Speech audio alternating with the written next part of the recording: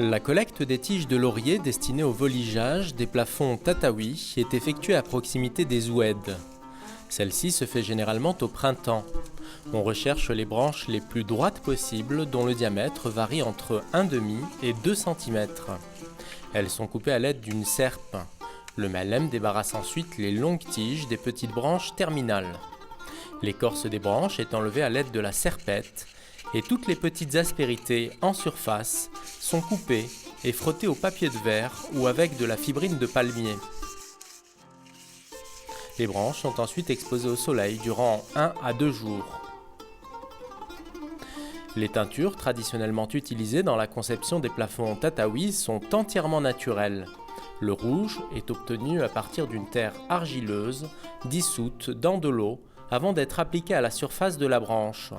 Pour le noir, toutes les chutes de bois sont brûlées, puis les cendres sont écrasées au pilon et dissoutes dans de l'eau avant d'être appliquées sur les branches.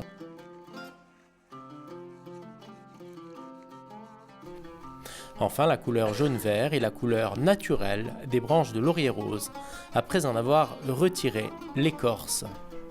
La charpente traditionnelle des plafonds tataouis est généralement constituée à partir de troncs de palmier qui sont utilisés pour faire des poutres et des solives. Les arbres morts dont le bois est sec sont abattus et travaillés sur place. Le tronc est fendu en deux dans le sens longitudinal.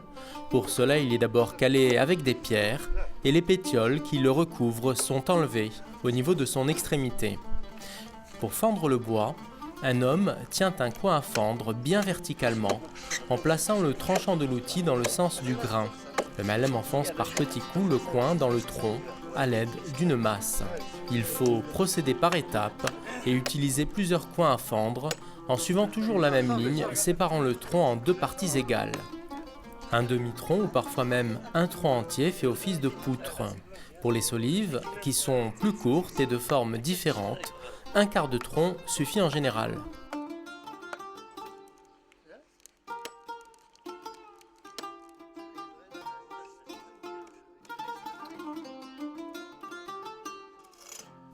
Le tronc est recouvert par les bases des pétioles des anciennes palmes mortes, celles-ci sont arrachées, de manière à obtenir une surface bien plane. Les poutres sont ensuite colorées selon la même technique que pour les baguettes. Après avoir séché, nos poutres sont donc prêtes à être mises en place. Elles sont transportées sur le chantier pendant qu'un ouvrier tamise de la terre qui servira de mortier. Leur diamètre est d'environ 20 cm et le malem commence par mesurer l'écart qui les sépare les unes des autres. Celui-ci doit bien sûr être régulier et il marque sur le mur le point précis où il va devoir creuser pour les encastrer. Il commence à percer le mur avec une petite pioche et pour s'assurer que le trou est suffisamment large et profond, il y insère l'extrémité de la poutre en plaçant l'arrondi en bas et le côté plat vers le haut. Des pierres servent de cale pour fixer la poutre avant de combler le trou à la truelle avec du mortier de terre. Avant de combler les trous, le malem humidifie les surfaces des pierres pour augmenter l'adhérence et au besoin, de petites pierres sont placées dans les derniers interstices. À l'autre extrémité, le principe de fixation de la poutre est le même, si ce n'est que celle-ci est posée sur le chaînage et calée entre deux grosses pierres préalablement taillées. Avant de passer à l'étape suivante, les longues tiges de laurier sont taillées à l'aide d'un petit sécateur en baguettes de différentes tailles et calibres. On en prépare une quantité suffisante pour l'ouvrage à réaliser. Le voligeage est constitué de petits rondins de laurier disposés sur plusieurs niveaux selon des trames géométriques complexes. Le malem pose un premier lit de baguettes dans une position perpendiculaire aux poutres. Ces premières baguettes, qu'on appelle en berbère imnain, sont posées par 3, collées les unes aux autres. L'espace entre chaque groupe de baguettes est sensiblement le même que celui qui sépare les poutres, soit environ 30 cm. Du mortier de terre est posé à l'extrémité des baguettes en guise de liant.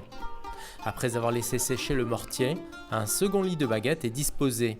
Dénommé Imhelfen, ces baguettes sont positionnées en diagonale avec au centre un espace vide d'environ 5 cm. Le troisième lit de baguettes, dénommé Asif, est posé en perpendiculaire des baguettes dites Imhelfen au niveau de l'espace vide laissé précédemment. La première couche de mortier de terre tamisé et mouillé est étalée sur toute la surface, constituée par les baguettes et les poutres. Le revêtement en dess est ensuite mis en œuvre.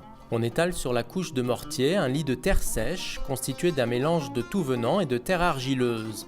Cette couche est tassée à l'aide d'un pisoir ou simplement en la piétinant. Plus tard, un enduit de forme composé de 50% de sable et de 50% de chaux hydraulique sera appliqué et tassé avant son durcissement.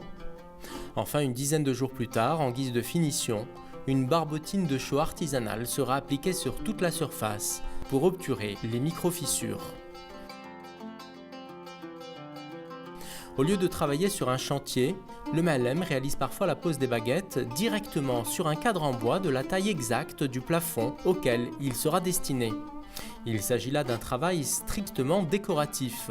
La préparation du cadre est réalisée par un menuisier et le Mahlem contrôle les écarts entre les côtés et entre les points creusés dans les rondins où le premier lit de baguettes sera posé. La seule différence avec le voligeage d'un plancher est que les rondins de laurier ne sont pas fixés au mortier de terre, mais cloués directement au cadre.